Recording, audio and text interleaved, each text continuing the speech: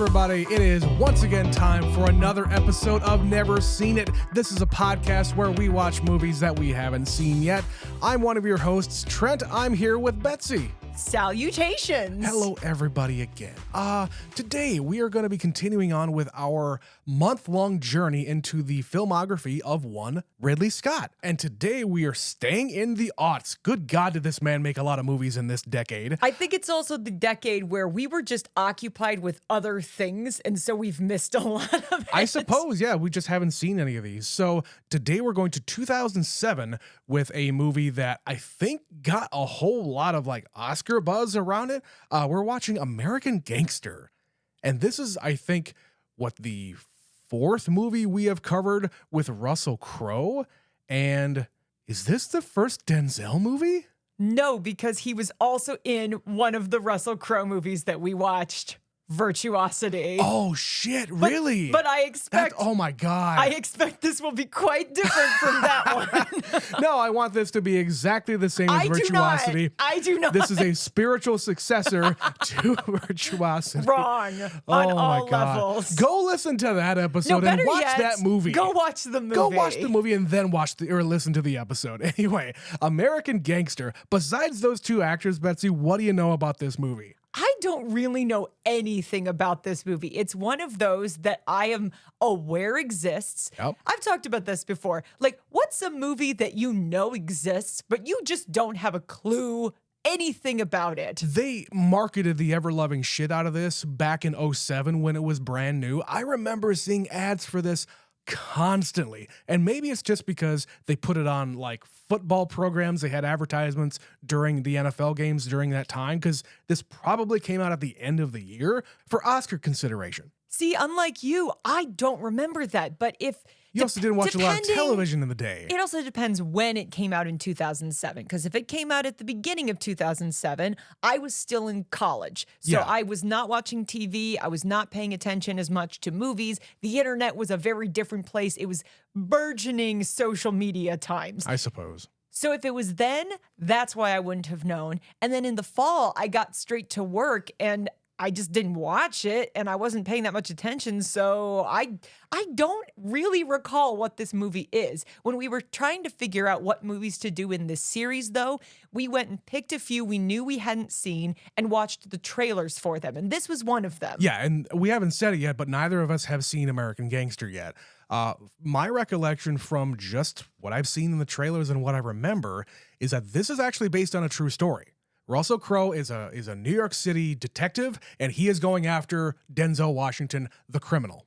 And what crimes we're talking about here, I have no idea, but it's one of these not quite cat and mouse things, but I think Denzel knows that he's being watched by this detective, and he's just trying to do this all surreptitiously. And Russell Crowe is there kind of saying, I'm going to get you. I'm going to get you. The very brief thing I was taking away from the trailer was that maybe Denzel is one of those charismatic criminals where he's doing a lot of really good things for his community, but he is doing a lot of illegal stuff. Sure. So it's that question of morality. And do we actually want Russell Crowe to get this guy? Yeah, because if you take him down, all these good things will also stop. Yeah, and I don't know the history, if it's based on a true story, how much of it is. Yeah. I just have no context for this movie. So I'm going into this pretty blindly, if I'm being totally honest. Well, I know it's going to be a big one. So let's go and watch American Gangster from 2007. We'll be right back.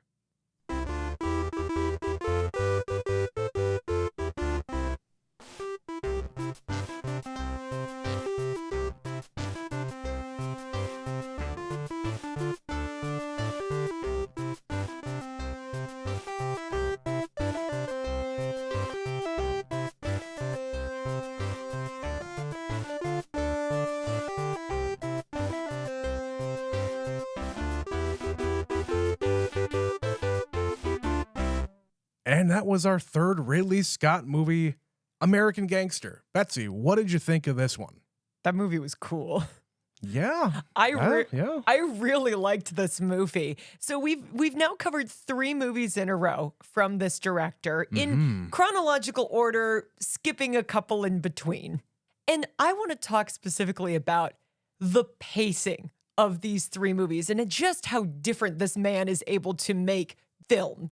So the first one with Black Hawk Down was absolutely frenetic, relentless, Yeah, it was energetic. a fast-paced movie that had no ending until the very, very end. The second one was like quick and quippy and funny.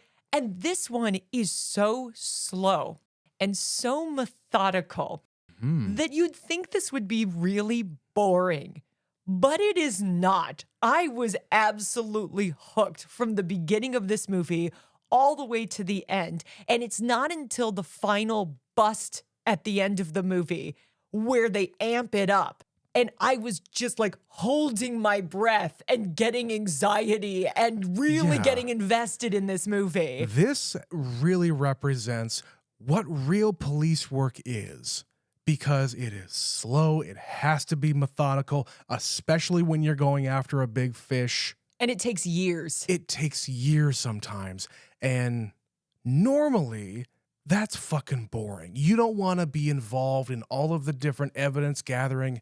You don't want to see all of the interviews that have to be done. You don't want to see any of this stuff. All the minor arrests and the grind and the sitting in the car and staking things out. Sure, you also don't want to be involved in the process of, hey, this is the bad guy we've been going after the entire movie. Wait, I don't want you to cooperate with the police so that you can get a smaller sentence. I want you to go away forever. It's that kind of mentality. It's the childish mentality of, get the bad guy off the streets at any cost. Well, no, he is a valuable asset. If you don't get everything out of his mind, all of this stuff is going to continue to happen. The environment in which this is facilitated needs to be taken out. And that's exactly what happens. This is the beginning. What you said it while we were watching it. This is the beginning of the cleanup of New York City. All of the cops that got busted were just the tip of the iceberg.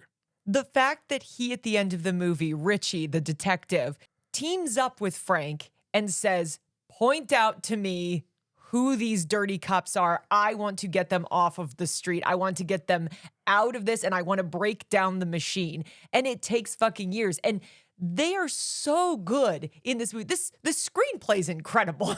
Yeah. How they managed to structure this, where you've got a good cop who is hated by cops and a bad guy who's really good with like his family and the community.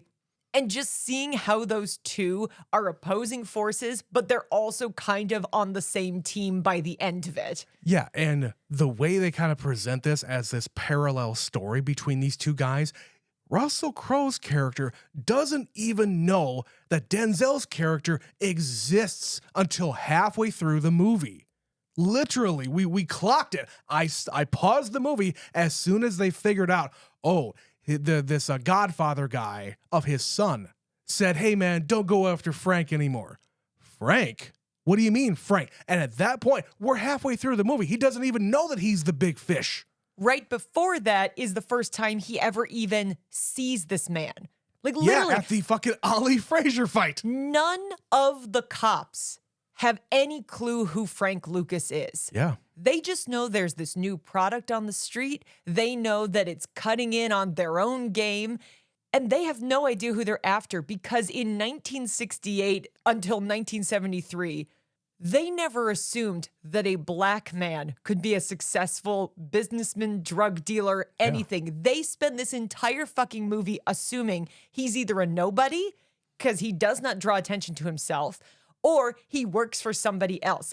But the whole point of this being American Gangster is he's a fucking all-American businessman who pulls himself up by his bootstraps, and he's like, I am a self-made man. That's this whole story. He is a self-made man. To a point. No. I'm going to stop you. People can't fucking believe it.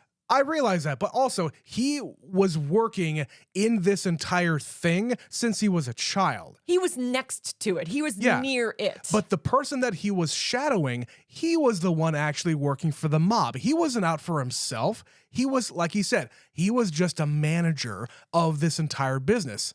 Frank is the owner. He was the one who got the supply. He was able to figure out how to get it and get it cheap. But that's what I'm saying. He's a self-made man. Correct. I'm just saying that he learned from people who were on the other side. Sure, He but separated out and made it his own. because he watched what they did and he was like, well, that fucking sucks. I can do it better. I can do it better. Exactly. That's all I'm saying here. And but there's so many interesting things structurally that they sprinkle in about how he learns these lessons and what he takes away from it that seems like so silly and weird. Like the way they open the movie with Bumpy, this other gangster, local businessman, celebrity in Harlem. He takes him into like a Sears or something, somewhere that they're selling stuff. And he tells him, look at this. You used to be able to go into a shop and it was owned by the guy there and he was doing the work. But this place cuts out the middleman. And they buy straight from the manufacturer and then they sell it to you on the street. yeah. And that is the lesson he takes away in how he starts a fucking drug empire. Yeah.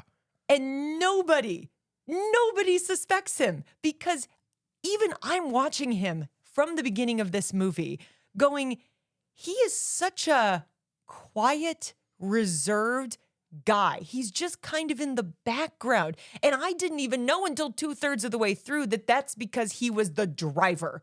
He was so unimportant. He was just the guy that drove Bumpy around. No, that is not true. Because first off, the first literal shot of the movie is him burning a guy alive and shooting him 5 times in the head. Oh no, he wasn't just the driver. That's just that right there is just the title that is assigned to him by people who are watching such things. He is an enforcer of sorts. Yes, but that's he's the enforcer, the muscle. He's the guy who takes orders from the top guy so that the top guy doesn't have to get his hands dirty. But this is my question. Was that moment, the very first shot of the movie, was that in the present of the beginning of the movie? Yes, it was. Or is that later? No, they do not give any context. That could have been from any moment in this man's life. I absolutely believe it is because when he, like later on in the movie, when he's having these like very quick flashbacks, it's him rushing in on a guy and shooting him in the head. Saying Bumpy taught me everything I know. Exactly. Okay, I'll give you that. He was the guy doing all that shit. But listen, to start this movie the way they do, holy shit. Like literally the first shot is him and 2 guys pouring gasoline on this man. And then he lights him on fire and he shoots him in the head. And and he doesn't say a word. No. And then title, American Gangster. So it wants us to know right the fuck away. That doesn't matter. It doesn't matter what you see this guy doing for his community. This guy's, he's a piece of work. He is a serious person that you do not want to fuck with. But then he's so quiet and he's like at the funeral and everybody is like, Bumpy told us we want to make sure to take care of you. Like he's this really helpless guy. Like the way that dude with the mustache talks to him, it makes me feel like he's so small and so unimportant. I think this is maybe unsaid here, but this is just my interpretation. Bumpy dying here is his out. He is able to walk away. He served his time, as it were, and he can completely walk away from this life, and everybody around him will continue to take care of him because he served. He did his time. That's my interpretation here. There's a lot of themes about I took care of Harlem, so Harlem will take care of me. Well, and like throughout the movie. Like the Idris Elba character in this same scene we're talking about, he is essentially trying to take up the mantle of Bumpy, but he doesn't realize Frank is coming after him. He's just got a little bit further to go. He's got to lay the groundwork. And then, you know, hey, we all know what happened there. He shoots him in the head in broad daylight. Yeah. Holy shit. This guy is fucking scary. There are some moments where this is what I'm saying. This is a fantastic character.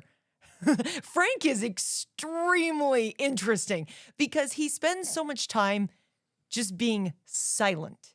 And he spends so much time smiling at people. But then he alternates that between these horrible, horrible things that he does. Like, it flips on a dime. Yeah. Like, he beats the shit out of his own brother in the car because he's like, it's all right. It's all right. The cops drive away, and then he bashes his head against the window. You know, you fucked this up for me. Yeah. In the club, he tells his brother, you are wearing that fucking suit, and if you weren't my brother, I'd shoot you. I'd kill you. You know that, right? And he's saying it with a smile on his face, but he's being deadly serious. Oh, yeah. And how many times in the movie does he say, my man, my man? Like, but you know what he really means when he says those things. Sure. And the moment that really was a lot, apart from that opening shot, was when he goes after Idris Elba in broad daylight, in the middle of the day, on the street, and that is establishing that nobody is going to fuck with this man. It is at that point where he knows that his clout in this community is high enough that he's going to be able to get away with it. And he does, because no one turns him in. Why would anybody do that? And his whole family is sitting there and watches it happen. And he walks right back in, sits down and continues to eat his breakfast. Because he brought his family there to start working for him. And at that point, he's king shit. He is also introducing his family to what this environment is. This is his business. This is how he is able to buy this giant fucking plantation for him and his family. And how he demonstrates to them that I've made it, guys. Yeah. And don't fuck with me. Because yes, you're family, but I have my limits. But I'm a serious, serious fucking guy not to be messed with. Right. So join me, won't you? Right. So I want to start talking here about Russell Crowe, because this is the other side of this coin. And we can't start talking about Russell Crowe and the cops here unless we also talk about the connection, Betsy. The connection trend? The French connection, because holy fucking shit, I am so glad that we covered the movie The French Connection earlier this year. Because this is, in a very strange, small way, a sequel to The French Connection. Kinda. It's a spiritual successor to the thing. Because it is also based on real story. And Correct. They make a passing mention that all of that heroin that they got at the end of The French Connection, the cops seized it. And in this movie, 3/4 of the fucking narcotics cops are dirty. So they just took it out of evidence, cut it some more, and sold it back to the dealers. So this is a whole fucking racket. And they just make some comment about, oh, that's where it came from. Right. That big drug bust from the French Connection thing. Yeah, they take the drugs and they sell it back. When they cut it, then they sell it back to the mob. And then the mob actually sells it to real people, so that the cops are not connected to anybody except the mafia. And if the mafia goes after them, well, guess what? You're going under anyway. Man, I'm so glad that we watched that movie, because now I understand it all. It also just demonstrates how New York City was full of dirty cops in that time frame. Sure. Or at least bad cops trying to do good things, ? But, you know, if you watch the French Connection. Yeah, go watch The French Connection. The Gene Hackman character and his partner are fucking dirty. And it just gets worse. It did not get better. And this is the movie, the sequence of events that actually gets them to clean up the fucking city and root out all the dirty cops. It takes the Russell Crowe character, being the Boy Scout that he was, to say, no, I am not going to be like all you other motherfuckers. I am going to say no to taking this $1 million worth of cash out of this car that I could literally just take a fraction of it and retire. I could be done. But no, he's going to turn all of it in. Even his partner is saying to him, dude, if you turn this in, both your career and my career is over, because no other cop in the city wants to work with someone like you. I was really struggling with this scene until I realized just how dirty the cops are in this city. Yeah. In his group of cops, certainly. And I love the fact that he brought it back and he brings it into this room with all the windows around while everybody can watch. Yeah, because you and I know right from wrong. So I'm like, he's a cop. If he finds the money, he should turn the money in. But the conversation being had is he either needs to leave the money there or keep the money. His partner is telling him, you can't turn that money in. And I'm sitting here going, why the fuck not? He's a cop. That's what his job is. But no, he literally is sitting there counting the money, and all the other cops are eyeballing him because they're like, that could have been mine. Right. That could have been my money. That could have been your money. Yeah. Nobody had to know. It was just an understanding that that's how it worked. And that is right there, the indicator that there is a huge problem going on and no one is doing anything about it. And that even though this guy is maybe a bad father and a bad husband, he's a good cop. He's an incredibly good cop. Yeah, he's really bad in his personal life, but he's a great cop. Which is why he is chosen for this federal task force to try to get all these fucking drugs off the street. The brand new thing, the brand new initiative that Richard Nixon started. Do you remember? Thanks, Nixon. Do you remember this story? I probably told you this before. When Nixon kind of started finally going after, we need to have narcotics agents. We need to have an actual agency that is trying to put a stop to this burgeoning drug problem in our country. Yep.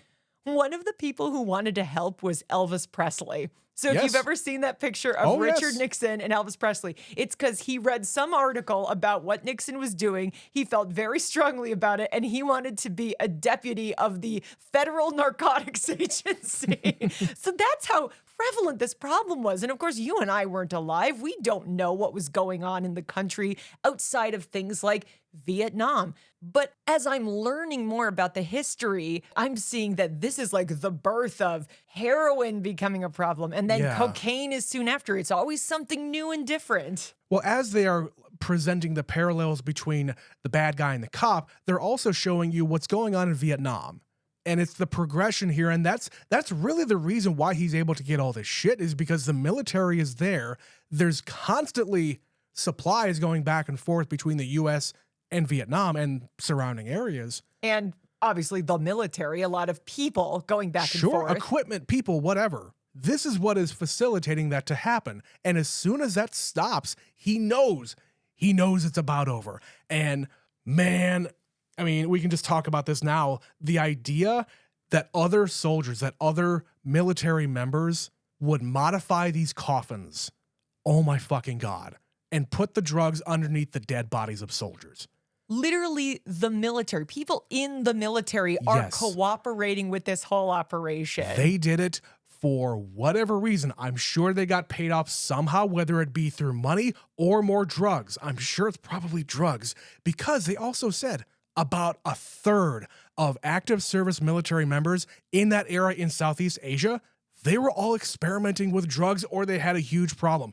A third. I can't imagine what would have driven them to do that. Yeah. You know, not the Vietnam War being a horrific fucking thing that nobody wanted to be involved in. Also, free access. It's just everywhere, it's just and abundant. It's cheap.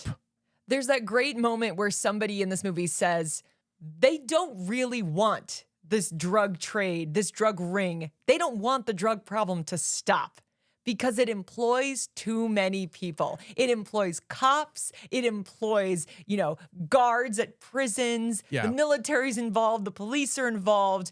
Yeah, Russell Crowe is getting off the phone with the FBI and the CIA and the DEA. All these feds do not want to cooperate with his investigation because they're all in on it, because so many people are employed by this entire thing to try to take it away. Imagine if that happened.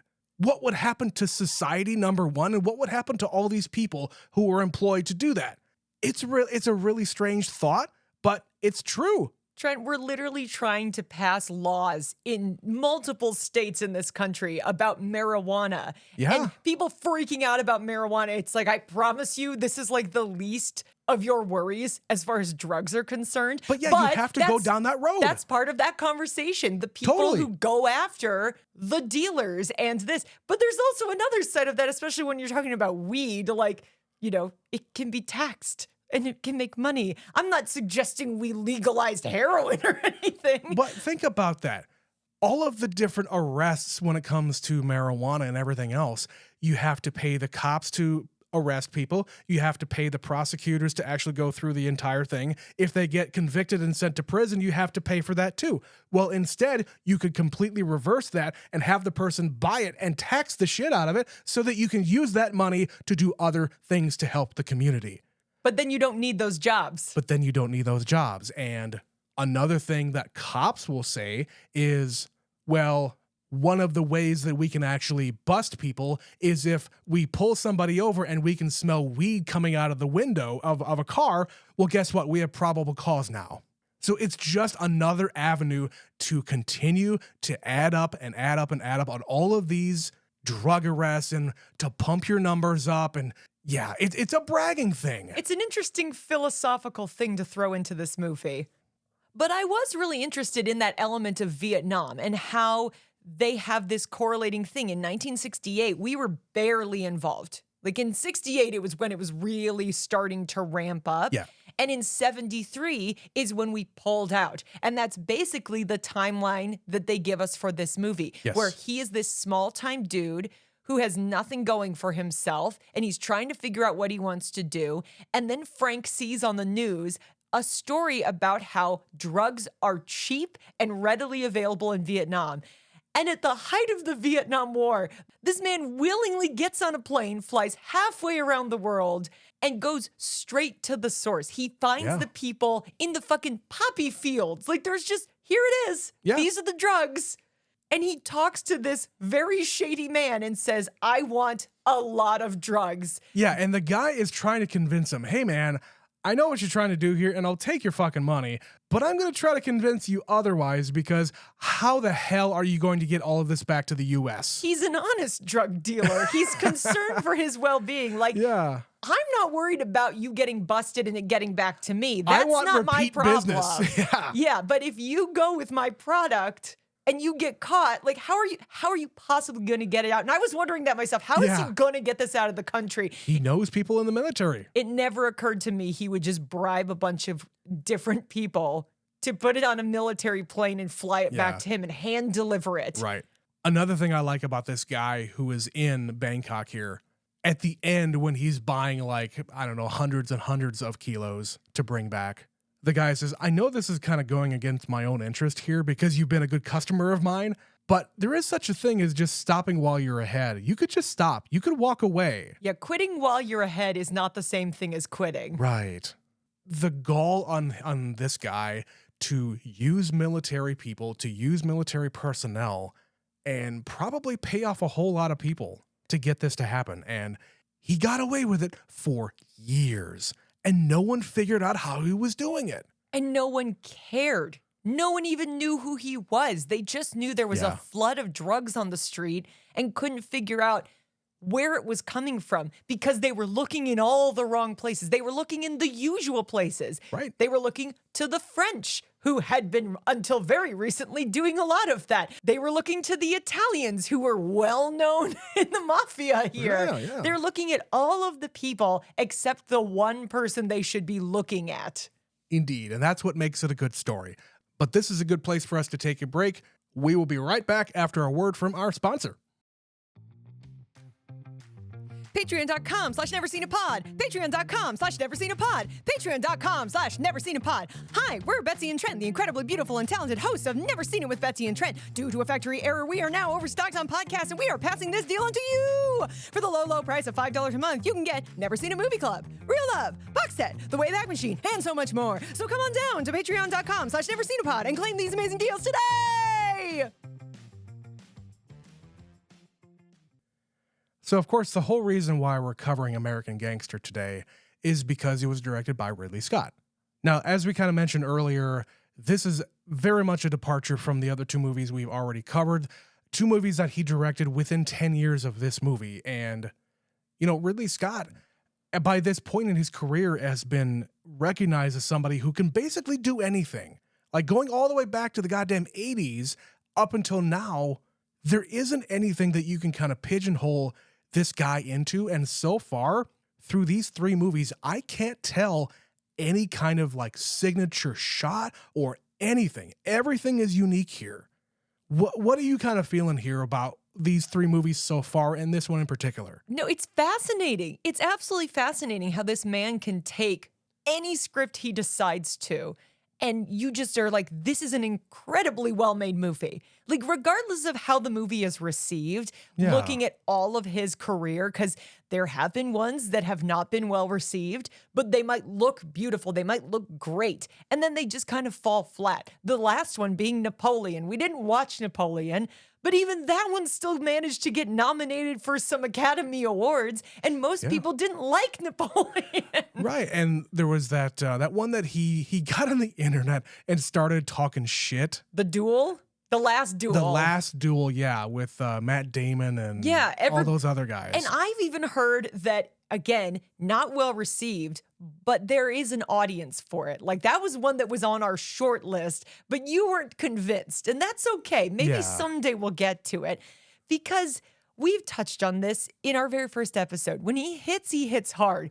But there's also a lot of swinging that sometimes happens. Yeah, and I don't really remember what the whole hubbub was back then. Basically, he was talking shit to people on the internet for criticizing his movie. You don't appreciate my genius or some crap. Critics are a dime a dozen, man. Don't pay attention to them. You're old enough. You've been doing this long enough. You really should not be listening to them. No, there are plenty of people who loved The Last Duel, that it is a really interesting movie structurally, because he is just a real talent behind the camera. And I touched on it a little bit ago. These three movies are drastically different. And this one in particular is interesting because it could be a slog. It could be so boring if you didn't have the right guy guiding it and if it didn't have an incredible script. But you get an incredible cast too. Like all of these main actors are hitting it out of the park, but all of these supporting people as well are really good. He does the same thing in this one that he did in Black Hawk Down, where he has got these up and coming stars or established stars throughout this whole movie, where every time someone new appears on screen, I'm like, is that Cuba Gooding Jr.? Why is Common here? T.I., what's happening? Right, but he doesn't call attention to it. No. It's just guys. They fit in the piece. They all work within this story. And it could be really distracting to see RZA as a cop with the narcotics team, but it isn't, because he fits the piece. And I know there are people who are specifically hired to go out and find the right cast. There are casting directors, but they have to know what's inside Ridley Scott's mind to get him the right people for him to choose from. Yeah. And I said, this is very methodical, this is very slow moving, but the end of this fucking movie, when they say, it is time, we have got him dead to rights, we have an absolutely reliable source, we heard it straight from the horse's mouth, this is where the drugs are, and we are going to get him today.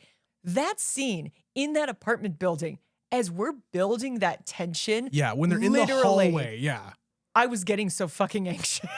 And I had to kind of stop myself here from trying to take notes and do the podcast thing. Oh no, I had to keep my eyes peeled and watch every single second of that, because there was going to be stuff I missed. I'm like trying to take a note, but I don't want to look at my iPad. I just want to look at the screen. I think I literally just wrote, this is a thrilling fucking climax. I think that was the only thing I wrote down. Well, like the stuff that I actually wrote down was, hey, T.I. got shot. Yep. And he was running after the brother and got him finally. Yep, Chiwetel Ejiofor shows up in this. Totally, and this is well before he got known for kind of anything. He was starting to get known. This is like post Children of Men, pre 12 Years a Slave. Yeah, I kind of forgot about Children of Men. That was like 05? 06. 06, okay, still. Right before this. But yeah, Idris Elba's not very well known at this time. No, at this point, I think he's only on Oz. There's a lot of people, like I said, where this is sort of their up and coming time. And then you've also got like a number of great character actors, like John Hawkes shows up. You know him from Lincoln, but he's in a swath of other movies where he's just a really great supporting actor. He's a good face. He has such a great face. And of course, we have to point out Russell Crowe's boss here, the guy who actually assigns him to this task force, is the guy from The Fast and Furious, the first one where he goes, "It's Toretto, Brian. It's always been Toretto." I have no idea what the actor's name is, and I refuse to look it up because I just refer to him as It's Toretto. It's that guy. It's that guy. But all of these moments end in this big takedown. And the final moment is Russell Crowe is waiting for Frank outside of the church, because Frank has a routine and he takes his mother to church every single Sunday. And when he opens the doors, the street is empty. There's no cars, there's no traffic, and he moves a little bit to the left because, again, Ridley Scott knows how to direct this movie. And there in the background is Russell Crowe. And it occurred to me, They've never met. Yes. We're 12 minutes or whatever from the end of the movie. And these two have no idea. Like, Frank does not know this man. He just knows he's a cop. Right. He's got his badge on his chest, and that's the extent of it. But we said in the intro, at least I said in the intro, based on the trailer that I've seen many, many times, I felt like Russell Crowe was in this cat and mouse game saying, I'm going to get you, I'm going to get you, and maybe like nipping at his heels the entire time, kind of like the French Connection, where the guys in the French Connection know that the cops are after him. But no, it's all of this stuff happening in the background very silently. Nobody on Frank's crew knows that they are onto them and know anything. And it's such a great reveal here where he's walking down the stairs from church and there he is. The entire block is cleared away. All the cops have a perimeter around. And by the time we get to the prosecution, everybody kind of realizes, oh, Richie was right. He is the most dangerous guy in New York, and we didn't even know.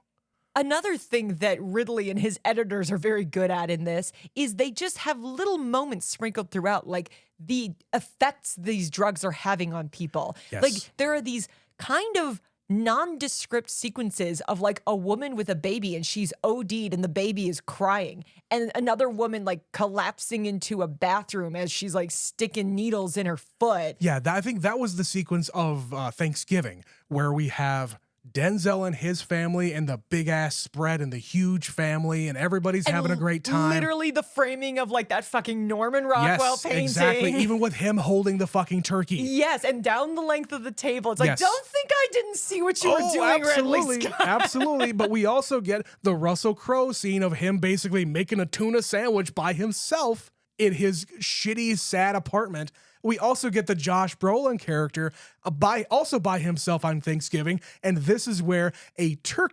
live turkey, is delivered to his front door and his Shelby Mustang gets blown the fuck up. Did that turkey blow up his car?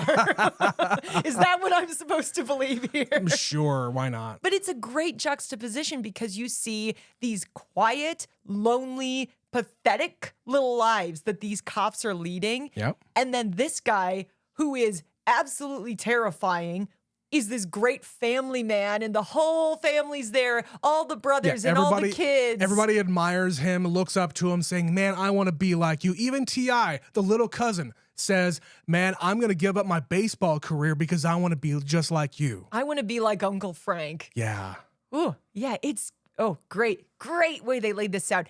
And the thing we haven't talked about yet, and I want to make sure we do this before we finish this podcast, the fact that his downfall is because of a coat. Like literally, the way they say at the beginning, when he brings his family up and his brother is wearing this flashy fucking suit, and he's always very conservative, very dark suits, always very subtle. Not calling attention to himself in any way. No, he tells his brother, look at yourself in the mirror. He's like, this is a great suit. He's like, no, it's a fucking clown suit. And when you look like that, the cops notice you. And they show the cops. Russell Crowe has all these pictures of suspects and people that could be connected to this drug ring. Right. And they show Cuba Gooding Jr. wearing like a fur coat and giant sunglasses and a big pimp hat. Yeah. And he's looking at that guy because he looks a fool. It's like drawing attention to yourself.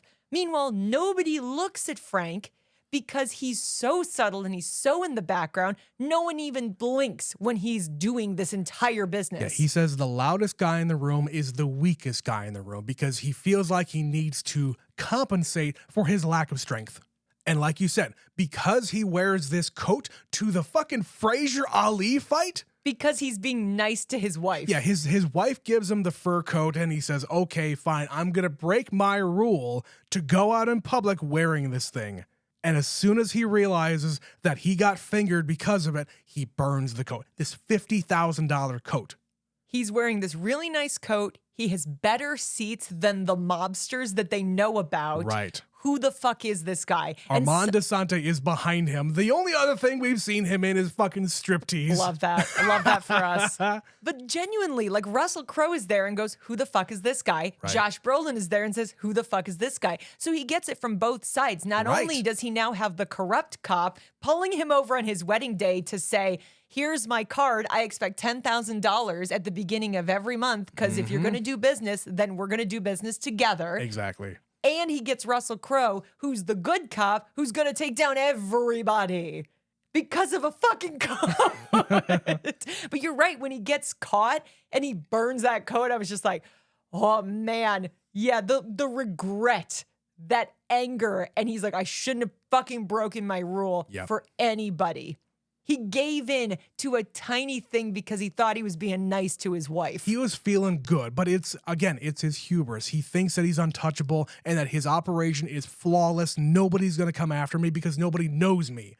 Well, that's the point where people start to know you, buddy. And that's how they end this. I loved how they tie in the panic and the people being cornered as Vietnam is kind of coming to an end, like how we're pulling out of that. Is at the same time that the walls are closing in on this character. Yep. And he's like getting on the phone saying, I'm coming over there. I'm getting more drugs. Like, I've got to get this operation going because the party's going to be over soon. Right. And I need to get as much as I can get my hands on because the party's going to be over very soon.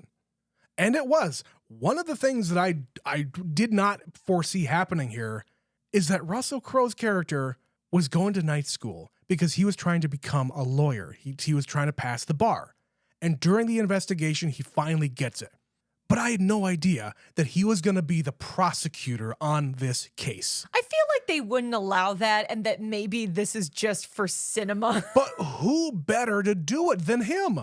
Yeah. If he's got the credentials, why not let him do it? If he's qualified as a lawyer, but that's kind of also a lot of stress for your first case. You're not wrong. And when you're also the arresting officer, you would also be a witness on the stand to talk about it. So I feel like... I don't know because, they have enough fucking witnesses there. Okay, but I'm just saying that this is maybe the one small thing about this movie that I don't like because I go into my head about... That doesn't logistically make sense to me. Yeah, and I want to talk now about the fact that this movie is very, very embellished. A lot of the facts here, a lot of the story is embellished because the two people that we're focusing on here, the real people, because they exist, they do not like this movie because so much that is depicted here never happened, including the fact that Richie doesn't have a child. He doesn't have a kid. The whole backstory about him going to court with his wife or ex-wife to try to get custody, and he says, I'm not a good influence on the kid, blah, blah, blah. Complete fabrication. And he also says that it makes Frank look too much like a big hero type. Yeah. It makes him look very good. Yeah, Richie said that Frank was depicted as noble, way more noble. And these two guys were actually on set during some of the filming here. And Richie said, man, Denzel's having way too much of a good time. I want to go and arrest him again. Yeah.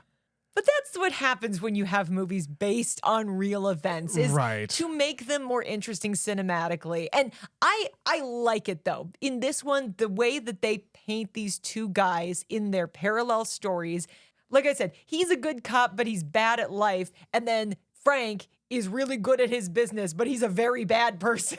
Right.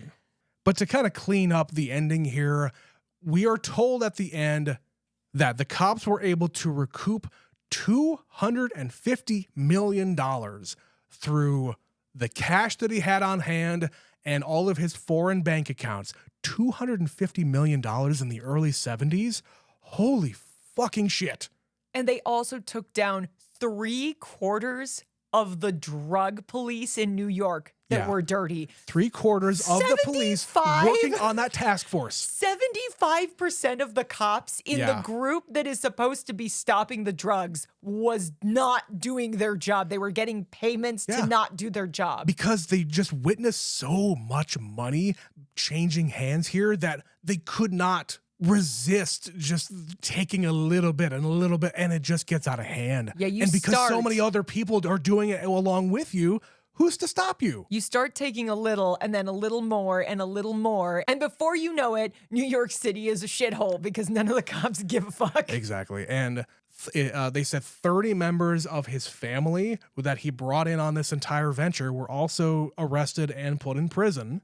But of course, during this process, when Richie is trying to get information out of Frank, like before they go to trial or even after they go to trial, I don't really know where this happens. Yeah, they edited in such a way it's hard to tell. It could be during it. It could be, hey, Denzel says, okay, I want to have a meeting with the prosecutor. Let's make a deal, basically. I might have something for you during this process, because he might think, shit, man, this guy's got me dead to rights. I have a lot of information to trade, so how about I try to protect myself? First, he tries to bribe him, like straight up. He says, there will be money in a car for you. And there's no way to really find out unless you try, of course. But that's also a test. It's a test to see whether or not this guy is legit, if he really is as clean as what he portrays himself as. But they're also testing each other, because Russell Crowe throws it right back at him. Like that moment where they're kind of pushing the coffee towards each other. Who needs this cup of coffee more? Is it going to be me because I'm going to be taking out all the cops, or you because I am asking you to go after cops with me? Right. And he doesn't believe him. Denzel does not believe that he really wants to bust cops. Because cops protect cops. Exactly. But these are your people. And he responds, they're not my people. Just like the Italian mobsters are not your people. Yeah. And that's a great juxtaposition here. And the second that he tried at the beginning of this movie to do the right thing, he basically became shunned by the rest of the cops. Exactly. So if he's going to be shunned, why not take out all the actual dirty cops? It's a great way to do it. I did not expect this movie to end with the two of them in a montage taking down the dirty cops. Right. Like they're becoming friends, which is, in this movie, they also say, this was Richie's only prosecuting thing. After this, he became a defense attorney, and his first client was Frank. Now, what they don't tell you in this movie, the real thing here, according to the IMDb trivia, Frank actually got out in like 7 years. Probably because he helped the cops. Exactly. But he was going to be on a lifetime of probation the rest of his life. A few years after he got out, he got busted trying to trade some drugs for a lot more drugs. Like he got some really high-powered stuff to try to trade for like a kilo of cocaine. He wanted to be a small-time dealer. Well, he got busted for that.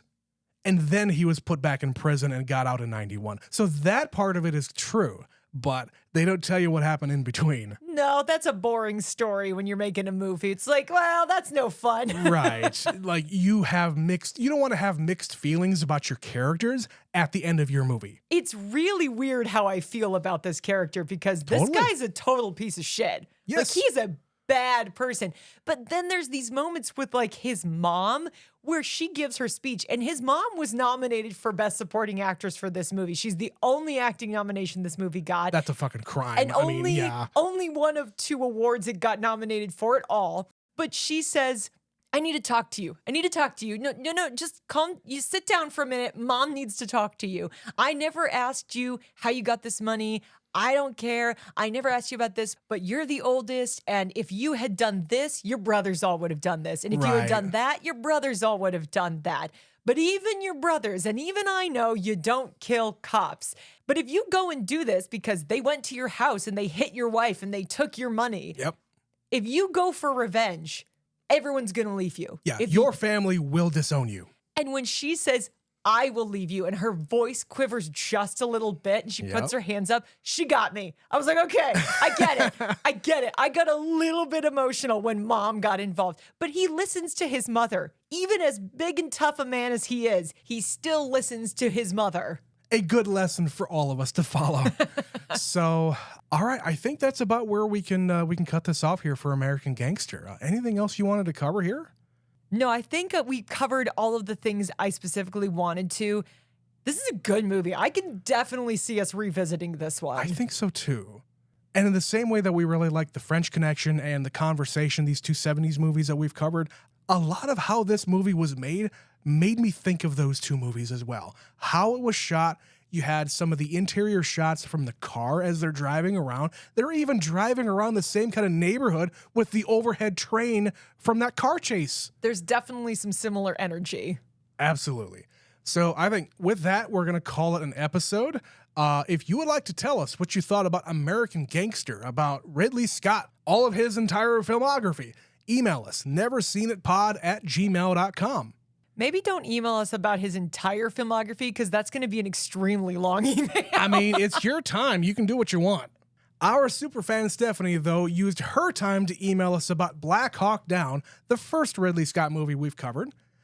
She says, I've only ever seen this once, and it was in the theater when it first came out.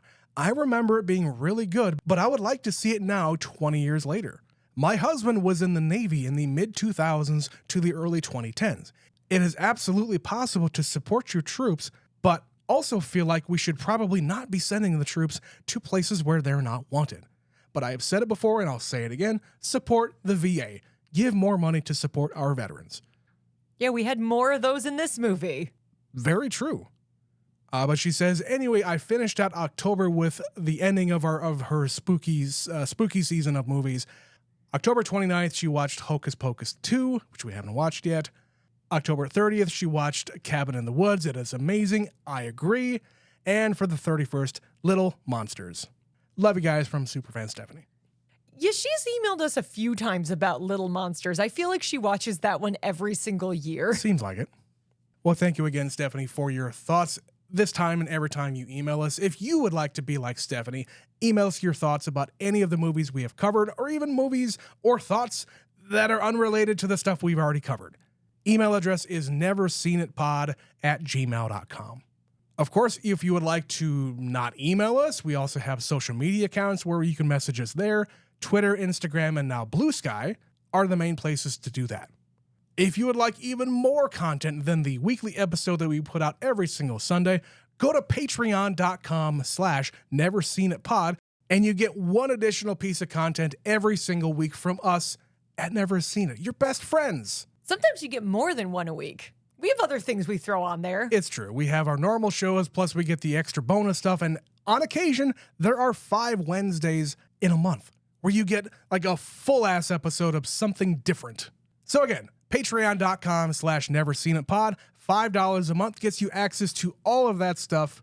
Almost a year. Almost a full year we've been doing Patreon stuff, and it's been really fun doing that over there. But Betsy, we have one more Ridley Scott movie we're going to be covering, and I can't believe I have to say this. I haven't seen this last one at all. Betsy, what are we doing next week? Well, as we said, Gladiator 2 is opening in the box office, but we're not making that the priority right now. Instead, we're going to pick what is arguably Ridley Scott's probably his best known, certainly from the 80s. Yeah, and that's what this podcast is really about. It's not going off to see the brand new movie just because it's brand new and we haven't seen it. Oh no, it is filling in the gaps of shit that I haven't seen, mainly me anyway. So we're going to be watching a movie that I've only seen once and that Trent has never watched. That's right, we're finally doing it. We're going to be watching Blade Runner. The original Blade Runner. And well, hang on. Okay.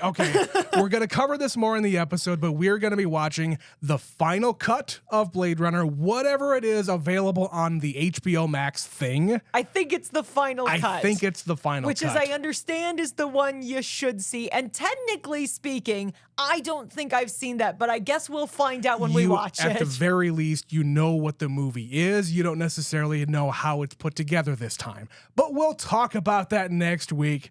Until then, my name is Trent. My name is Betsy. We'll catch you next week for Blade Runner.